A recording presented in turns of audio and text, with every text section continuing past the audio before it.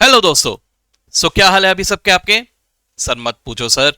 Right now paper कैसे लिखे इसको लेके अच्छा खासा टेंशन आ रहा है सर। डोंट वरी दोस्तों, आप लोगों से यहां पर इस वीडियो में मैं यही एक बहुत ज्यादा इंपॉर्टेंट डिस्कशन लेके आ रहा हूं, जहां पे मैं आपको ये बता दूंगा कि आईसीआई हमसे एक्सपेक्ट एग्जैक्टली क्या कर रहा है। ठीक है, how to write the accounts paper. हमारे मन में बहुत सारे कंफ्यूजन होते हैं relating to presenting the paper. ठीक है, तो ये कैसे लिखा जाएगा, चलिए देखते हैं जल्दी से। दोस्तों, मैंने यहां पर एक सर्टिफाइड कॉपी आपके सामने अभी रखा हुआ है। यहां पर बच्चे ने स्कोर किया, अगर आप यहां ध्यान से देखेंगे दोस्तों, पेपर में आपको स्कोर दिखाई दे रहा है 79 आउट ऑफ 100। ठीक है, जबकि अभी जर्नी में जैसा हम आगे बढ़ेंगे आप देखना कि ये बंदे ने इजीली 90 प्लस स्कोर कर लिया होता, इजीली। ठीक है, उसकी तैयारी उस लेवल की थी कि वो 90 प्लस स्कोर कर लेता और हो भी जाता। बिकॉज ऑफ सिली मिस्टेक्स उसके मार्क्स यहां पे कम हो गए। और at the same time let me tell you, marksheet में इसके मार्क्स 81 है। सर ऐसे कैसे? अरे भाई, ग्रेस मार्क्स होते हैं, राइट? तो ग्रेस मार्क्स सिर्फ ख्याली चीजें नहीं होते, हकीकत में भी होते हैं। तो मार्कशीट में इसी के मार्क्स हो गए हैं 81। ठीक है, तो ये ध्यान में रखिए। और अब जल्दी से हम लोग आगे बढ़ जाते हैं हमारे आंसर्स में। ठीक है, दोस्तों, ये मैंने जून 24 का क्वेश्चन पेपर बेस लेके रखा हुआ है। ये मेरे पास एक क्वेश्चन पेपर भी रेडी है और मैं आप लोगों को यहां पर एक एक चीज समझाते हुए चलता हूं, एक एक करके। ठीक है सर, सबसे पहले अगर मैं क्वेश्चन नंबर 1 की बात करूं, जो कि ट्रू एंड फॉल्स होता है। ठीक है सर, देखिए यहां पे सबसे पहले तो नंबरिंग बहुत ज्यादा प्रॉपर्ली आपको देना होगा। क्वेश्चन का नंबरिंग, अगर नंबरिंग ही क्लियर नहीं रहा तो भैया पहले बता दूं कि मार्क्स यहां पे पहले ही आपके डिडक्ट हो सकते हैं। ठीक है, कोशिश ये करना कि अगर आप लोगों ने क्वेश्चन नंबर 1 शुरू किया तो पूरा क्वेश्चन नंबर 1 आप पहले सॉल्व कर लो। इसी तरह से जैसे आपने मान के चलिए उसके बाद सीधा क्वेश्चन नंबर 3 में जंप करना चाहते हो तो पूरा क्वेश्चन नंबर 3 सॉल्व करना। ठीक है, ऐसा मत करना कि 3 का ए, फिर 2 का बी, फिर 4 का ए, फिर 5 का सी, फिर वापस आ गए 2 का। अरे यार, ऐसा मत करना। अगर ऐसा करोगे तो जो चेक करने वाला होता है वो कहीं ना कहीं थोड़ा खफा हो जाता है। तो ये बात का आपको थोड़ा सा ध्यान रखना पड़ेगा।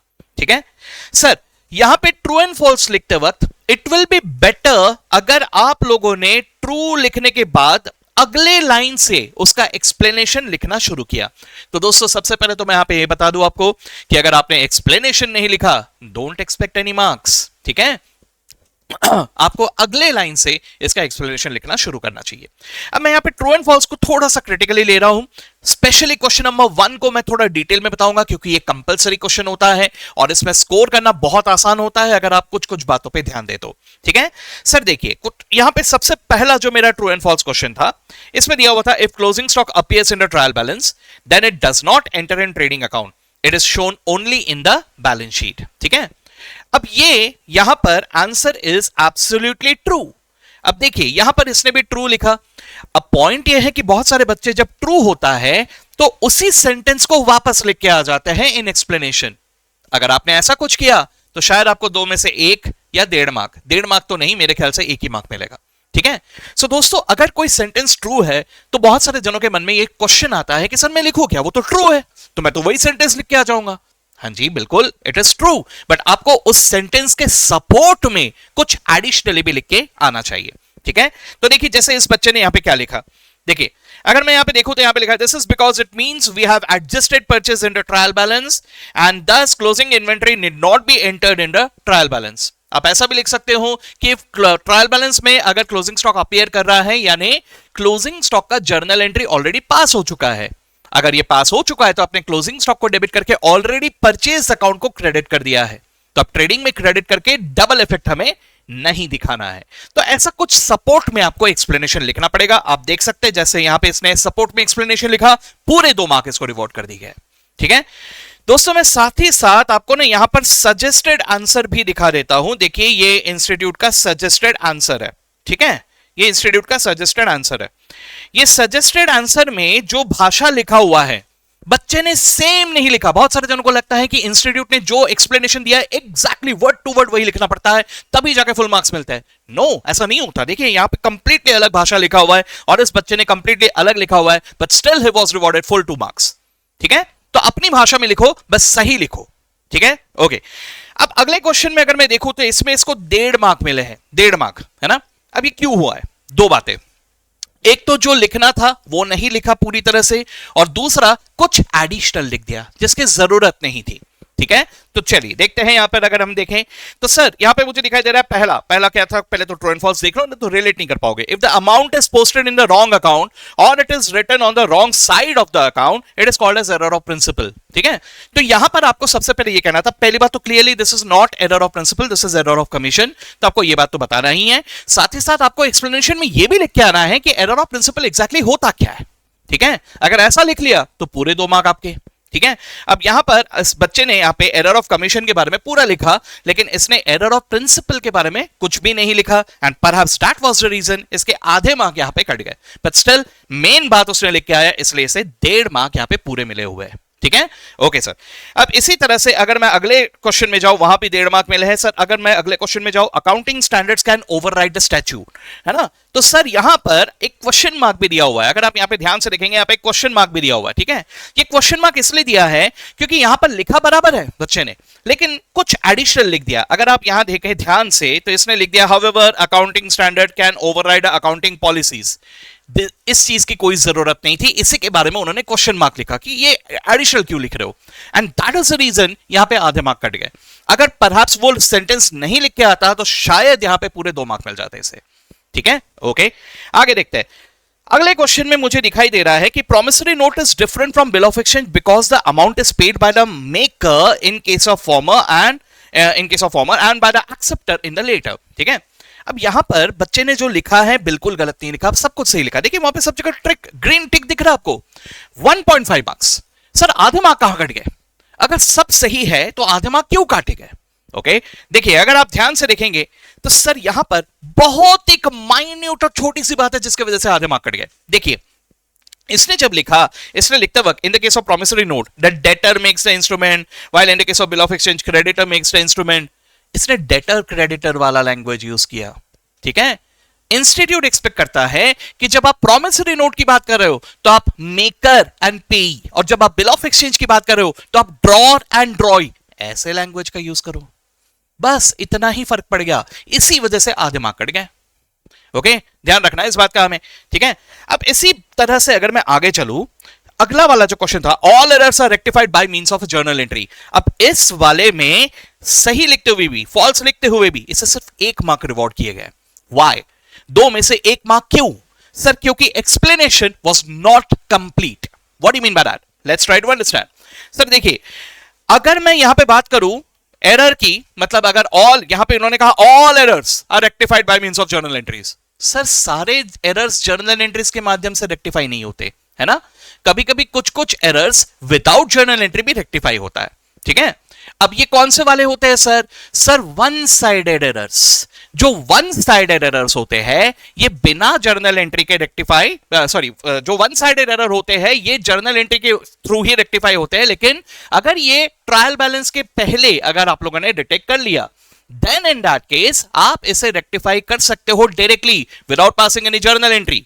ठीक है, normally speaking if there is an error of principle, या मान के चलिए आपने कोई सपोज अमाउंट में गलती किया है व्हाइल रिकॉर्डिंग, ठीक है, या आपने कोई कॉम्पनसेटिंग नेचर का एरर किया हुआ है, ऐसा कोई भी अगर एरर किया हुआ है तो इनको रेक्टिफाई करने के लिए चाहे ये ट्रायल बैलेंस के पहले डिटेक्ट हो या बाद में डिटेक्ट हो, आपको हमेशा एक जर्नल एंट्री ही पास करना होता है। ठीक है, अब ये जो भी हो, यहां पर इस बच्चे ने क्या लिखा था, देखिए इधर लिखा हुआ है if the errors are found before trial balance of financial statement it can be rectified without passing the journal entries. मतलब इसने यहां पर एक चीज गलत लिख दिया, देखिए वहां पे क्वेश्चन मार्क भी दिया, एक चीज गलत लिख दिया कि सर अगर ट्रायल बैलेंस के पहले डिटेक्ट हुआ ना तो it can be rectified without journal entries. No, ऐसा नहीं होता। हर तरह के एरर अगर बिफोर ट्रायल बैलेंस डिटेक्ट हुआ तो विदाउट जर्नल एंट्री रेक्टिफाई हो जाएंगे, ऐसा नहीं होता, है ना। कुछ चीजें इवन इफ अगर ट्रायल बैलेंस के पहले डिटेक्ट हुए तो भी ये जर्नल एंट्री के थ्रू ही रेक्टिफाई होता है। तो ये explanation was not up to the mark, that is the reason 2 में से सिर्फ 1 मार्क यहां पे मिले। ठीक है, सो यहां पर मैं आज चाहता हूं कि आप लोग यहां पे इनका एक्सप्लेनेशन भी एक बार देख लो जिससे आप लोग को क्लियर हो जाए। देखिए यहां पे क्या लिखा है, errors not affecting the trial balance, यहां हूं मैं, errors not affecting the trial balance can be rectified by passing a rectification journal entry, while other errors that can affect one account of trial balance cannot be rectified by passing journal entries. Totaling errors cannot be rectified by passing journal entries. Now this sentence in my opinion इसकी कोई जरूरत नहीं थी, but anyways बाकी का जो reason दिया हुआ था that is the reason सिर्फ 1 ही मार्क इसने स्कोर किया यहां पर। ठीक है। अब इसी तरह से अगर मैं अगला देखूं, revaluation account is also known as PNL adjustment account. Sir यहां पर बच्चे ने अपनी भाषा में पूरा लिख के आया है और इसे पूरे 2 मार्क मिले हैं, पूरे 2 मार्क। तो सर ट्रू एंड फॉल्स में पूरे 2 मार्क बिल्कुल मिल सकते हैं। यहां पर इनका सजेस्टेड आंसर जो लिखा है एग्जैक्टली वैसा का वैसा नहीं है। यहां आपको एक्सप्लेनेशन लिखना पड़ेगा कि सर रिवैल्यूएशन को पीएनएल एडजस्टमेंट भी कहा जाता है, तो रिवैल्यूएशन का रोल क्या है, what exactly revaluation account does. बस वो अगर आप लिख के आ जाओ, आपको फुल मार्क्स यहां पे मिल जाएंगे। ठीक है। तो दोस्तों ये बातों का ध्यान रखना है। इसी तरह से आगे बढ़ते हुए अगर मैं आगे आ जाऊं to 1B theory question, theory question में आपको पूछा गया था डिफाइन अकाउंटिंग पॉलिसीज, और उसके बाद दूसरे में पूछा गया था कि कैश बेसिस और गोइंग कंसर्न कॉन्सेप्ट के बारे में समझाइए। अब थियरी में तो सबसे पहले प्रॉब्लम है, अकाउंट्स में हम लोग थियरी पढ़ के ही नहीं जाते हैं, है ना भैया। एक बात बता दूं, अकाउंट्स में अगर आप थियरी जेन्युइनली लेके क्या हो, आपको फुल मार्क्स मिलते हैं थियरी में। Let me tell you that. ठीक है। अब देखिए यहां पर इसने अकाउंटिंग पॉलिसीज के बारे में संपूर्ण ज्यादा डिटेल नहीं लिखा, बहुत ही कम लिखा। ठीक है। लिखा जरूर है आधा पेज, लेकिन जो चाहिए था वो चीज बिल्कुल भी यहां पर नहीं नजर आ रहा था, जिसकी वजह से इसको सिर्फ 0.5 मार्क्स मिले। ठीक है। अच्छा, अब यहीं पे अगर मैं अगले पेज में आ जाऊं, कैश बेसिस ऑफ अकाउंटिंग और गोइंग कंसर्न कॉन्सेप्ट पे, भाई साहब यहां पे अगर आप देखोगे तो यहां पे प्रॉपर इसको मार्क्स मिले हैं 2 मार्क, क्योंकि इसने यहां पर अप टू द मार्क लिखा हुआ है, तो यहां पे फुल मार्क स्कोर किया इसने। ठीक है। तो थियरी में भी फुल मार्क्स स्कोर करना बिल्कुल पॉसिबल है। Okay okay. अब इसी तरह से अगला क्वेश्चन अगर मैं आऊं, तो अगले क्वेश्चन के ऊपर आपको एक प्रैक्टिकल क्वेश्चन शुरू हो गया सर यहां से। यहां पर हमारा जर्नल एंट्रीज पास करने के लिए कहा गया था। यहां पर आपके लिए सबसे ज्यादा काम का और इंपॉर्टेंट बात आ रहा है। क्या आ रहा है सर, देखिए जरा, रूलिंग स्केल पेंसिल से लेके एकदम अच्छे से सर एकदम स्ट्रेट आना चाहिए। किया है क्या ऐसा? बिल्कुल भी नहीं। उसने टाइम वेस्ट यहां पर नहीं किया। तो आप में से वो सभी लोग जो एग्जामिनेशन में स्केल और पेंसिल ले जाना चाहते हो, सर जी कचरे के डब्बे में उठा के फेंक दो, कोई जरूरत नहीं है, एवरी रूलिंग करो, कोई मार्क्स डिडक्ट नहीं होते इससे। इस क्वेश्चन में बंदे ने फुल मार्क्स स्कोर किया है, फुल मार्क्स, और यहां पर उसने कुछ भी स्ट्रेट लाइन नहीं खींचा। इनफैक्ट पूरे पेपर में इसने पूरे प्रॉपर स्ट्रेट लाइन कहीं पे भी नहीं खींचा है। ठीक है। तो रूलिंग के ऊपर मार्क्स नहीं होते दोस्तों, हां लेकिन फॉर्मेट बनाना जरूरी है। देखिए यहां पे इसने एलएफ का कॉलम भी बनाया है। ठीक है। अच्छा, नरेशन दूसरा जो आ जाता है वो होता है नरेशन। सर नरेशन लिखना जरूरी है? हां जी, नरेशन लिखना जरूरी है। आप नरेशन में पूरा कहानी लिख के आओ ये जरूरी नहीं है, लेकिन नरेशन लिख के आओ ये जरूरी है। देखिए नरेशन कितने शॉर्ट में लिखा है इसने, बीइंग गुड्स परचेज्ड। लिखने के लिए तो ये भी दिखना चाहिए था कि sir input CGST, input SGST, इसके बारे में भी लिखना चाहिए था, नहीं लिखा, सिर्फ बीइंग गुड्स परचेज्ड। अगले में क्या लिखा? Being goods sold. चलेगा, इसके बावजूद इसको फुल मार्क्स अवार्ड हुए। कुछ समझ रहे हो मेरी बात को? ठीक है। ओके चलिए, तो ये हुआ। अब इसी तरह से अगले इसमें अगर मैं आ जाऊं, अगला था रेक्टिफिकेशन ऑफ एरर्स का क्वेश्चन। ठीक है। रेक्टिफिकेशन ऑफ एरर्स के क्वेश्चन में अगर मैं आऊं, तो यहां पर एक फंडामेंटल गलती इस बच्चे ने किया है। इस क्वेश्चन की वजह से इसके बहुत मार्क्स डिडक्ट हो गए। बकायदा अगर यही क्वेश्चन में एक छोटा सा, इसने ऐसा बिल्कुल भी नहीं कि इसको याद नहीं आता था, ये बहुत अच्छे से आता था, लेकिन एक छोटा सा एक सिली मिस्टेक किया, और वो सिली मिस्टेक अगर इसके नहीं होते तो आई एम गारंटी इसका 90 के ऊपर रहता मार्क्स। ठीक है। तो सर देखिए जरा क्या हो रहा है। इस क्वेश्चन में आपको बोला गया है कि ट्रायल बैलेंस दिया गया है एक भाई साहब का जो टैली नहीं हुआ, ठीक है, और उसने उसे सस्पेंस अकाउंट में डाल दिया। तो अब रेक्टिफिकेशन हो रहा है। ठीक है। अब हमें यहां पर कहीं पे भी ऐसा नहीं कहा गया कि सर फाइनेंशियल स्टेटमेंट्स ऑलरेडी बन चुके हैं, फाइनल अकाउंट्स बन गया है, रेक्टिफिकेशन हो रहा है इन द नेक्स्ट ईयर, ऐसा कहीं पे भी नहीं कहा गया। ठीक है। तो यहां प्रॉब्लम यही है कि बच्चे ने अजम्पशन ले लिया कि it is after final accounts, and hence इसने सारे नॉमिनल अकाउंट्स की जगह पे, देखिए वहां पे ओवरराइट करके काट के पीएनएल एडजस्टमेंट लिख के आया है। जहां जहां उसने पीएनएल एडजस्टमेंट लिखा वहां वहां पूरे पूरे मार्क्स डिडक्ट हो गए, नहीं मिले मार्क्स। ठीक है। बाकी पूरा सही है बच्चे का, पूरा का पूरा सही है, जहां जहां पीएनएल एडजस्टमेंट लिखा वहां वहां मार्क्स कट गए। और इसकी वजह से कितना फर्क पड़ गया सर? 12 में से मिले से 3 मार्क, 9 मार्क डिडक्ट हो गए। अब आप सोच के देखिए, बच्चे का स्कोर 81 है, 9 मार्क और ऐड हो जाता तो क्या होता?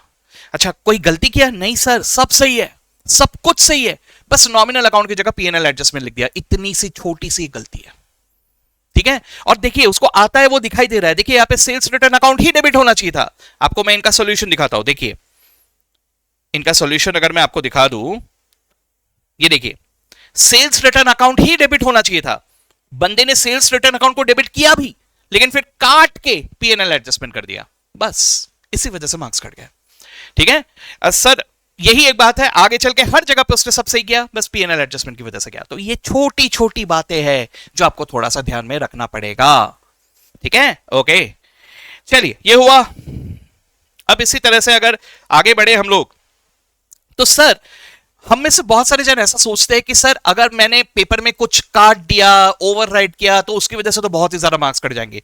देखिए कुछ हद तक तो जेन्युइन है, मतलब पेपर चेक करने वाला भी समझता है। हाँ, मैंने ये नहीं कहना है कि आप लोगों ने बिल्कुल भी एकदम नीट एंड क्लीन रखने की कोशिश ही नहीं करनी, कैसे भी लिख के आ जाओ, मैं ये नहीं कह रहा आपको। हाँ, लेकिन जो पेपर चेक करने वाला है वो कहीं ना कहीं ये समझता है कि हाँ यार, आप लोग भी लिखते वक्त थोड़ी बहुत तो गलती कर सकते हो यार, that is possible, very much possible, है ना। तो एज अ रिजल्ट यहां थोड़ा बहुत स्क्रैचेस वैचेस से आपके मार्क्स डिडक्ट नहीं होते, वो चलता है। ठीक है, और इसके अलावा अगर आप ध्यान से देखोगे यहां पर हर जगह पे, देखिए यहां पर फॉर एग्जाम्पल ये पेपर में मैं चाहता हूं इस एरिया पे आप लोग ध्यान दीजिए। देखिए क्या दिखाई दे रहा है आपको, 2A step 1, 2A step 2, 2A ऐसा करके लिखे हुए हैं, और हर एक के पॉइंट वाइज आपको मार्क्स दिखाई दे रहे हैं। What do mean by that? इसका मतलब यह है कि पूरे आंसर पे इकट्ठा मार्क्स नहीं होते, आपके क्वेश्चन के कुछ कुछ स्टेप्स पे स्पेशल मार्क्स होते हैं। ठीक है, और नॉर्मली स्पीकिंग जो इंपॉर्टेंट वाले स्टेप्स है, जो ट्रिकी वाले स्टेप्स है, जिसमें थोड़ा मेहनत ज्यादा लगता है, जिसमें गलती होने की गुंजाइश है, उन स्टेप्स में मार्क्स होते हैं थोड़े ज्यादा। ठीक है, और जिन स्टेप्स में बहुत ही इजीली जब जाएगा, सबको आ जाएगा, कोई प्रॉब्लम नहीं जाएगा, ऐसे स्टेप्स में थोड़े कम मार्क्स होते हैं। ठीक है, तो हमने वो इजी वाले पूरे सॉल्व करके आ गए, हार्ड वाले छोड़ के आ जाए, फिर सोचते हैं कि हमें तो मार्क्स मिलना चाहिए, स्टेप मार्किंग। अरे भाई, डिफिकल्ट वाले स्टेप्स में ज्यादा मार्क्स होते हैं, इजी वाले स्टेप्स में थोड़े कम मार्क्स होते हैं। तो इस तरह से अलग अलग स्टेप वाइज मार्किंग होते हैं। ठीक है, तो आपको यही ध्यान में रखना पड़ेगा कि भैया मैं किसी स्टेप में गलती ना करूं। ठीक है, और अगर मेरा पूरा पेपर कंप्लीट नहीं भी हुआ तो भी ये बात से निश्चिंत रहना कि सर जितने लिखे आपने उसके ऊपर आपको कुछ ना कुछ स्टेप मार्किंग जरूर मिलेगा। ठीक है, ओके। अब और एक बात जो बहुत ज्यादा इंपॉर्टेंट है, सर वर्किंग नोट। अगर आप देखेंगे यहां पर बंदे ने वर्किंग नोट प्रॉपर बनाया है। अब लेट मी टेल यू, जून 24 में क्वेश्चन नंबर 2B में एक डेप्रिसिएशन के ऊपर क्वेश्चन आया था। ठीक है, अब वो डेप्रिसिएशन का क्वेश्चन थोड़ा सा ना कॉम्प्लिकेटेड, थोड़ा डिस्प्यूटेड था, मतलब उसको लेके बहुत सारे लोगों ने ये भी कहा था कि उसके ग्रेस मार्क्स मिलेंगे। ग्रेस मार्क्स तो खैर दिए 2 मार्क्स सभी को, लेकिन let me tell you one thing, अगर आप इनका सजेस्टेड आंसर देखोगे ना, ये देखिए, ये इनका डेप्रिसिएशन वाले क्वेश्चन का सजेस्टेड आंसर, सबसे पहले आपको क्या दिखाई दे रहा है? ऑल्टरनेटिव 1। और आपको पता है सजेस्टेड आंसर में ऐसे कितने ऑल्टरनेटिव दिए हुए हैं? 3। एक ही क्वेश्चन के 3 ऑल्टरनेटिव दिए कि अगर ऐसा मानोगे ना तो ऐसा होगा, अगर वैसा मानोगे तो ऐसा होगा, और अगर ऐसा मानोगे तो ऐसा होगा। ऐसा क्वेश्चन पेपर में आया हुआ था। ठीक है, तो जब भी ऐसा क्वेश्चन आता है, चेकिंग के वक्त थोड़ा सा लीनियंट हो जाता है। ठीक है, बंदे ने कोई ऐसा ऑल्टरनेटिव वगैरह कुछ भी नहीं लिखा, उसने अपने मुताबिक सॉल्व किया और इसको प्रॉपर 7 मार्क मिले आउट ऑफ 8 मार्क्स, 7 मार्क्स। ठीक है, तो प्लीज अंडरस्टैंड, ऐसा कुछ भी डिस्प्यूटेड क्वेश्चन आया तो एकदम से खुद को कोसना मत, अरे यार मेरी तो किस्मत ही खराब है, अरे यार ऐसा हो गया, अरे यार वैसा हो गया। अरे रो दो मत भाई, जो हो गया हो गया। अब वो 3 घंटे में आपको उसी तरह से लड़ना है, तो उसी तरह से आपको जो समझ में आ रहा है वैसा ही लिख के आ जाओ, क्या मालूम कि आपको मार्क्स वहां पे ही मिल जाए। ठीक है, okay, let me tell you about one more thing. मैं अपने एक और स्टूडेंट के बारे में यहां पे कहूंगा, दैट वाज बहुत अनफॉर्चुनेट हुआ था उसके साथ में, but let me tell you one thing. Paper के दिन में उसका बीकॉम का भी पेपर था, एक स्टूडेंट था जिसका पेपर के दिन में बीकॉम का भी पेपर था। ठीक है, अब बीकॉम का पेपर और सीए के पेपर में 1 घंटे का डिफरेंस था। अब उसने डिसाइड किया कि बीकॉम का पेपर और सीए का पेपर दोनों देना है। ठीक है, अब नॉर्मली स्पीकिंग उसे लगा कि वो आधे घंटे में पहुंच जाएगी सेंटर पे, लेकिन हुआ उस दिन ऐसा कि उसको काफी ज्यादा ट्रैफिक मिल गया। ट्रैफिक की वजह से वो पहुंचते पहुंचते उसको थोड़ा लेट हो गया, 2 बजे की जगह वो पहुंचे लगभग 2:30 बजे। एंड अनफॉर्चुनेटली ऐसा हुआ कि उसको पेपर में एंट्री नहीं दी गई क्योंकि आप लेट पहुंचे, है ना। तो उसमें काफी ज्यादा टाइम वेस्ट हुआ और अल्टीमेटली मेरे ख्याल से वो लगभग 3 बजे के आसपास कुछ एंटर कर पाए। ठीक है, काफी ज्यादा, मतलब आप सोच के देखिए 3 घंटे में, 3 घंटे का पेपर हमारा 3 घंटे में सॉल्व नहीं होता, वो 2 घंटे में कैसे जाएगी, और वो भी इतना सब परेशानी होने के बाद। हाँ, अंदर जाके हाथ कांप रहे, टेंशन में आ गई, पैनिक हो गई, और जो कि बहुत नेचुरल है, कोई भी हो, किसी के साथ भी हो सकता है। तो वो पैनिक हालत में उसने किसी तरह से सॉल्व किया, उसका पूरा पेपर सॉल्व नहीं हुआ। After the paper she called me and she told me, बोला सर मेरा पहला ही पेपर ऐसा ऐसा हो गया, मैं बाकी के पेपर्स नहीं दे रही क्योंकि शायद अकाउंट्स ही नहीं निकलेगा, अकाउंट्स में फेल हो जाऊंगी। मैंने उससे एक ही क्वेश्चन पूछा कि बोला तूने कितने मार्क्स का सॉल्व किया?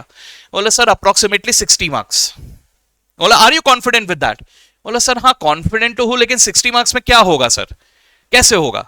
बोला तू बाकी के पेपर दे दे, देखना तेरे ये 60 भी नहीं थे, शायद 55 कुछ तो भी अटेम्प्ट किया था उसने, 55 कुछ तो भी अटेम्प्ट किया समथिंग, ठीक है। मैंने कहा कि अगर तू ये पेपर दे दे, क्या मालूम तुझे उसमें भी मार्क्स मिल जाए, बाकी के पेपर दे दे। लेकिन somehow what happened कि शी वाज सो नर्वस कि उसने बाकी के 3 पेपर दिए ही नहीं। And I am telling you, जिस दिन रिजल्ट आया उसने मुझे कॉल करके बताया सर अकाउंट्स में 50 आ गया। आप सोच के देखिए 55 मार्क का उसने सॉल्व किया था, 55 की 60 ऐसा कुछ समथिंग था अप्रोक्सीमेटली, मैं एग्जैक्टली नहीं बता पा रहा हूं, उसमें से उसके 50 मार्क्स आ गए थे, ठीक है। अगर वो बाकी के पेपर दे देती तो शायद वो क्लियर भी कर जाती, ठीक है। तो बेटा मैं आपको ये बात क्यों कह रहा हूं, ये बात आपको इसलिए कह रहा हूं क्योंकि लास्ट मोमेंट में ना हम लोग पैनिक होकर बहुत सारी चीजें बिगाड़ देते हैं। ये मत करना, थोड़ा ध्यान रखना इस बात का। हो सकता है कि आप बहुत सारा नेगेटिव हो जाओ, अरे नहीं ये होगा, अरे नहीं वो होगा, ऐसा नहीं होता। आपको बहुत बार ग्रेस मार्क्स भी मिलते हैं, बहुत बार लीनियंट चेकिंग भी होती है, अच्छा भी होता है, ठीक है।